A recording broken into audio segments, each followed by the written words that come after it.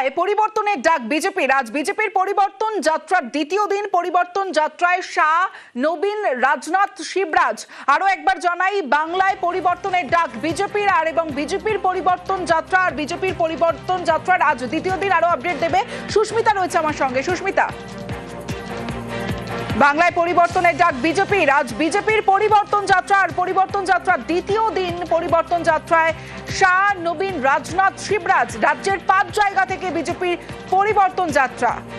সুস্মিতা আরো আপডেট দেবে। সুস্মিতা, বঙ্গ বিজেপির পরিবর্তন যাত্রা দ্বিতীয় দিন। আজ 5 জায়গা থেকে পরিবর্তন যাত্রার সূচনা জনসভা করবেন 5 কেন্দ্রীয় নেতৃত্ব এবং মথুরাপুরে উপস্থিত থাকবেন আজ কেন্দ্রীয় স্বরাষ্ট্রমন্ত্রী অমিত শাহ, তার সঙ্গে সুকান্ত মজুমদার, হাওড়া রামতায় রাজনাথ সিং এবং শ্রমিক ভট্টাচার্য, ইসলামপুরে নিতিন নবীন এবং সন্দেশখালীতে উপস্থিত থাকবেন শিবরাজ সিং চৌহান এবং অধিকারী।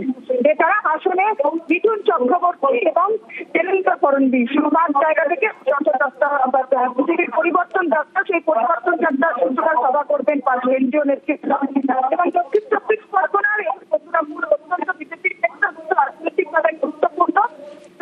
দক্ষিণ চব্বিশ পরগনার যে 31টি আসন, যা গত বিধানসভা নির্বাচনে 30টি আসন গেছিল তৃণমূলের ঝুলিতে এবং 1টি আসন গেছিল আইএসএফ এর ঝুলিতে। বিজেপি চাইছে দক্ষিণ চব্বিশ পরগনার সংগঠনকে মজবুত করতে এবং এই সাংগঠনিক শক্তি বাড়িয়ে জয়ী রাজ্যের সংখ্যা বাড়াতে। যদিও দক্ষিণ চব্বিশ পরগনা ডায়মন্ড হারবার, মথুরাপুর, জয়নগর। সুস্মিতা, তোমার কথা স্পষ্ট নয়। বাংলায় পরিবর্তনের ডাক বিজেপির আর অন্যদিকে ভোটের বাংলায় বিজেপির পরিবর্তন যাত্রা। মথুরাপুরে পরিবর্তন যাত্রায় কেন্দ্রীয় স্বরাষ্ট্রমন্ত্রী অমিত শাহ। ভগবতীপুর বাস স্ট্যান্ড সংলগ্ন মাঠে শাহের জনসভা। আরো একবার জানিয়ে রাখি, ভোটের বাংলায় বিজেপির পরিবর্তন যাত্রা, মথুরাপুরে পরিবর্তন যাত্রায় কেন্দ্রীয় স্বরাষ্ট্রমন্ত্রী অমিত শাহ।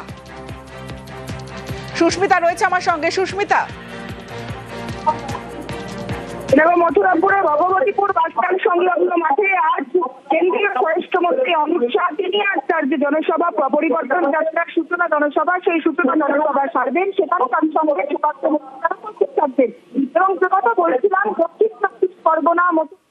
না সুস্মিতা, তোমার কথা স্পষ্ট নয়। সভার আগেই তৃণমূলকে তোপ অমিত শাহের। অনুপ্রবেশ মুক্ত বাংলা গড়ার বার্তা দিয়েছেন অমিত শাহ।